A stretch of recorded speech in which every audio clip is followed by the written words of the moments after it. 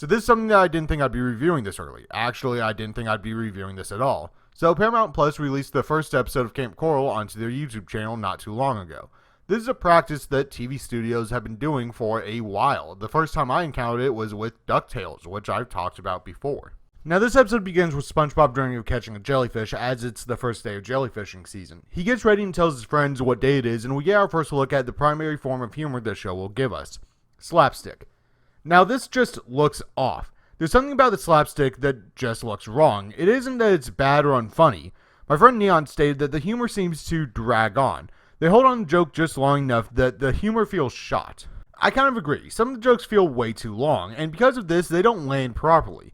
Not all the jokes, mind you. Plankton's comment about the food is pretty funny, though that isn't slapstick based. I think the true problem with the humor is the animation. Everything is just a little too slow. Because of this, the slapstick jokes don't feel as strong. Take a look at when SpongeBob enters Krabs' office. When SpongeBob enters, he trips on a bottle and slowly flies into a ceiling fan. That speeds him up and slams him into the file cabinet behind Krabs. This has impact. It feels like SpongeBob hit the cabinet. At the end of the phone call, we see SpongeBob has tangled the other campers in the phone cord and they get slammed into each other. But they don't do it at a speed that feels like they're slamming into each other. This wouldn't be a problem, but the sound effects try to make it sound like they're hitting one another very quickly. What we hear doesn't match what we see. It's not even close. We do get a funny joke about Squidward seeing someone naked, though. You're a sophisticated man of the world. Everyone says you've seen a fish au naturel.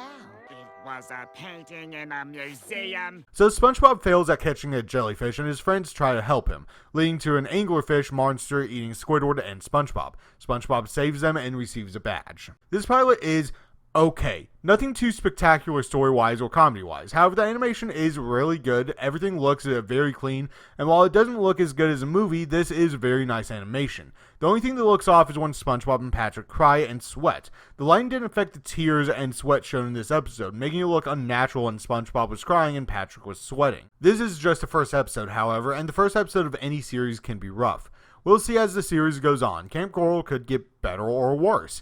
As this episode is, Kamp Koral is just a middle-of-the-road type of show. It's a kid's show with effort put in. I did expect very little from this episode and was pleasantly surprised that it was better than it needed to be. It managed to get my friends and I to laugh at some of the jokes, and if you haven't seen it yet, give the first episode a try and see for yourself. At the very least, you'll get to see some pretty animation. One more thing before I go. After finishing the script for this episode, I found out that Paramount Plus released 6 episodes of Kamp Koral, and I watched the other 5 episodes, which consisted of 2 11-minute segments, all of which are better than the first episode.